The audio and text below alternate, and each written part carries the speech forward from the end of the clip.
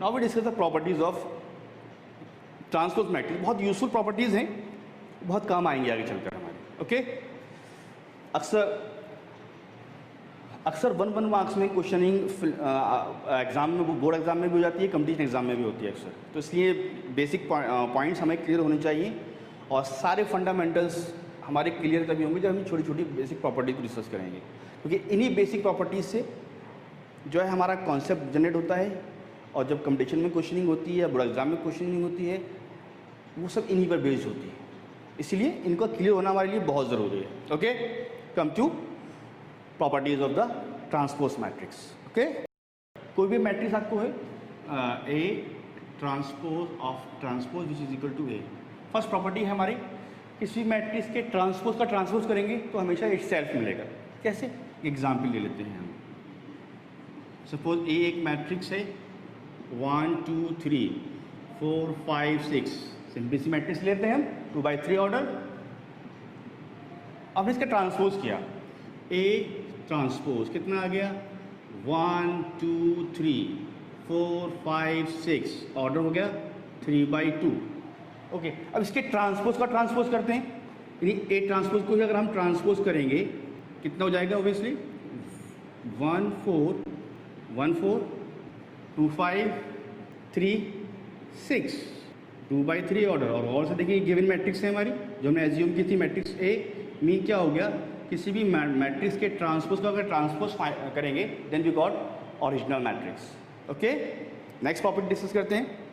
A plus B transpose which is equal to A transpose plus B transpose.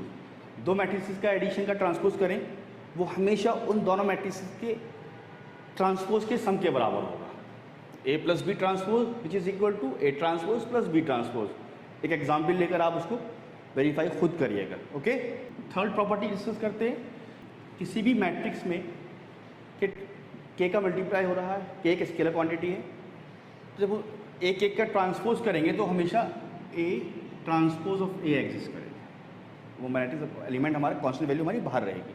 के A transpose है, के हमारा बाहर रहेगा, कांस्टेंट है ए ट्रांसपोज।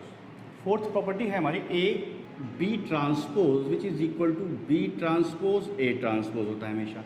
अभी हम एग्जाम्पल डिस्कस करेंगे तो उसमें हम इसको जस्टिफाई कर देंगे।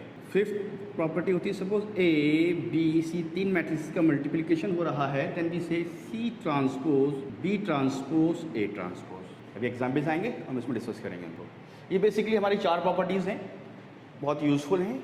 आने वाले जो प्रॉब्लम्स हैं वो उन पर बेस्ड होंगी। हम आगे डिस्कस करेंगे सिमेट्रिक मैट्रिसेस, वहाँ पर भी इनका बहुत यूज़ होगा। डिटरमिनेंट में जब हम डिस्कस करेंगे वहाँ भी यूज़ होगा, और कंपटीशन में क्वेश्चन इन्हीं पर बेस्ड इस टॉपिक से क्वेश्चन जो होते हैं वो इसी तरह के क्वेश्चन आएंगे जो भी मैं डिस्कस करने वाला हूँ आपसे। ठीक है, अब देखिए एग्जाम्पल 1 लेते हैं। 2002-5 में पूछा गया क्वेश्चन। अक्सर ऐसे ही क्वेश्चन एग्जाम में पुटअप होते हैं कि एक मैट्रिक्स दी हुई है, ऑर्डर इसका है हमारा 3/1, सेकेंड मैट्रिक्स भी दी हुई है, इसका ऑर्डर है 1/3। तो ये वेरीफाई करना है ए बी का whole transpose is equal to B transpose A transpose. इसी प्रॉपर्टी का जस्टिफिकेशन भी हो जाएगा हमारा इसके अंदर।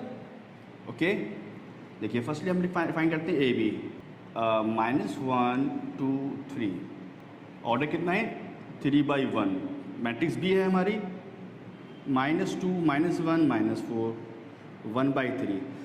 मल्टीप्लिकेशन पॉसिबल इसका है, क्यों है? फर्स्ट मैट्रिक्स प्री मल्टीप्लाई कितनी मैट्रिक्स 1 3, पोस्ट मल्टीप्लाई मैट्रिक्स कितनी है 1/3, सेम है, मल्टीप्लिकेशन पॉसिबल हो गया। मल्टीप्लाई करने पर जो मैट्रिक्स आपको एग्जिस्ट करेगी उसका ऑर्डर कितना होगा 3/3 ऑर्डर होगा। ओके, प्री मल्टीप्लाई का पोस्ट मल्टीप्लाई में कैसे इसकी फर्स्ट रो इसका फर्स्ट कॉलम, क्योंकि यहाँ एक ही कॉलम के अंदर एक एलिमेंट है, यहाँ पर भी रो में बनी एलिमेंट है, तो -2 × -1 विच इज़ इक्वल टू 2। 2 का इसमें किया -4, 2 का 3 में किया -6। सिमिलरली 1 का करेंगे, -1 में किया 1, 2 में किया -2, 3 में किया -3। सिमिलरली 4 का किया -4, -8, -12, 3/3 ऑर्डर हो गया। वो ये भी हम डिस्कस किया था, ऑर्डर 3/3 आएगा हमारा।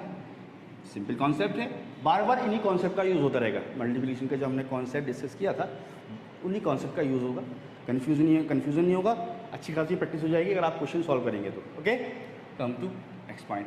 सपोज अब हमने इसका ए बी ट्रांसपोज फाइंड किया, तो ट्रांसपोज निकालने का कॉन्सेप्ट कितना सिंपल सा कॉन्सेप्ट है, क्या रो को कॉलम में आप रिप्लेस कर दें 2 1 4। सिमिलरली सेकेंड रो को भी आप उठाकर कॉलम में रिप्लेस कर दें -4 -2 -8। सिमिलरली थर्ड रो के साथ भी यही करना है -6 -3 -12। This is a transpose of a matrix, transpose of A B का ट्रांसपोज हो गया हमारा। सेकंड क्या था, B transpose into A transpose की बात हो रही थी, तो देखिए B transpose A transpose, B का ट्रांसपोज कितना हो जाएगा, रो एक ही है इसको कॉलम में कन्वर्ट कर देंगे, कितना हो गया -2 -1 -4। ए ट्रांसपोज रो को कॉलम में, ये कॉलम को रो में, क्या कह सकते हैं इसको, ये कॉलम है इसको रो में ले जाइए -1 2 3। इसका ऑर्डर है 3/1, इसका है 1/3। प्री मल्टीप्लाई कितना है का ऑर्डर है 1/3, पोस्ट मल्टीप्लाई का ऑर्डर कितना है 1, प्री मल्टीप्लाई का ऑर्डर कितना है 3/1, पोस्ट मल्टीप्लाई का ऑर्डर कितना है 1/3। Therefore multiplication possible, after multiplication जो मैट्रिक्स एग्जिस्ट करेगी ऑर्डर 3/3 आ गया। Okay, B transpose A transpose multiply करते कितना आ गया 2 1 4 -4 -2 -8 -6 -3 -12।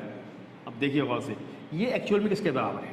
अभी हमने ए बी ट्रांसपोज फाइंड किया है 2 1 4 4 -2 -8 6 -3 -12 which is equal to B transpose is equal to A B का ट्रांसपोज, यानी हमारी जो प्रॉपर्टी थी जस्टिफाई हो गई।